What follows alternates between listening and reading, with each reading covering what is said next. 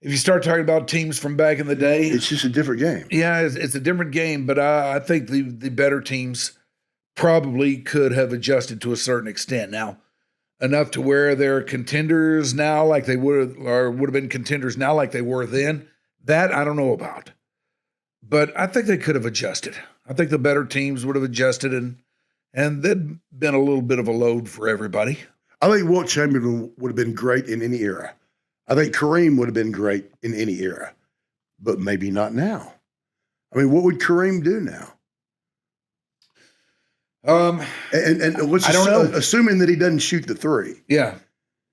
Well, because those 7-footers learn how to shoot threes now. Yeah. What would his game be? Well, he probably would have learned how to shoot the three too, and I wouldn't have bet against him being really good at it.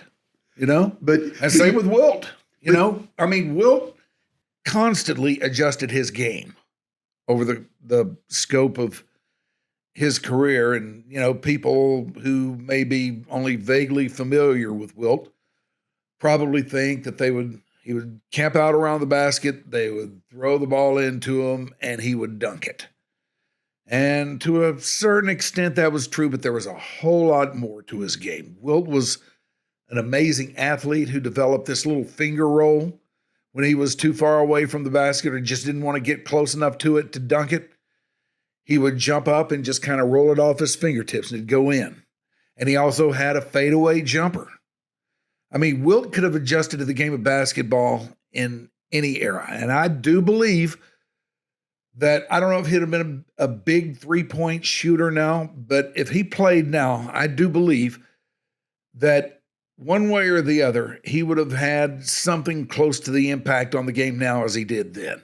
See, I believe that too. I believe it's like Michael Jordan. You know, you put Michael Jordan in today's game, and he's going to be just as good as he was in the 80s. I really believe that. But if you take Michael Jordan and take a lot of the game away from him and put him back in the 60s, he's not going to be as impactful. Because of the difference in the game. You think Red Auerbach is going to let Michael Jordan run up down the court dunking? Well, if Red Auerbach is smart, and I believe he was, he would have seen that Michael Jordan was a transcendent player. But he had transcendent players. No, he had system players. Red Auerbach had system players. Bill Russell wasn't a transcendent player? Well, he was a transcendent defensive player. But offensively, Bill Russell was not a huge force. He didn't want to be in the scheme of the Celtics offense at that time. There were other guys who scored the points.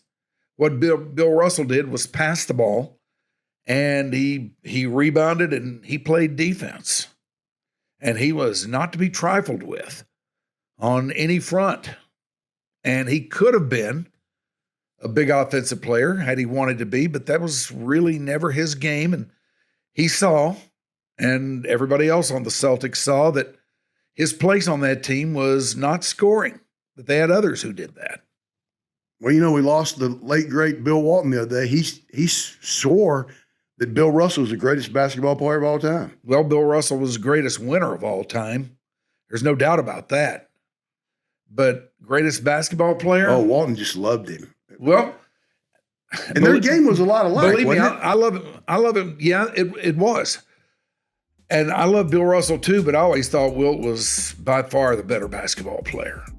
I mean, Wilt is still top 5 for me. I mean, even today, if Wilt were out there today, I have no doubt that he would dominate the game one way or the other in a similar fashion as he did then. This is your Dark Companion. Watch out.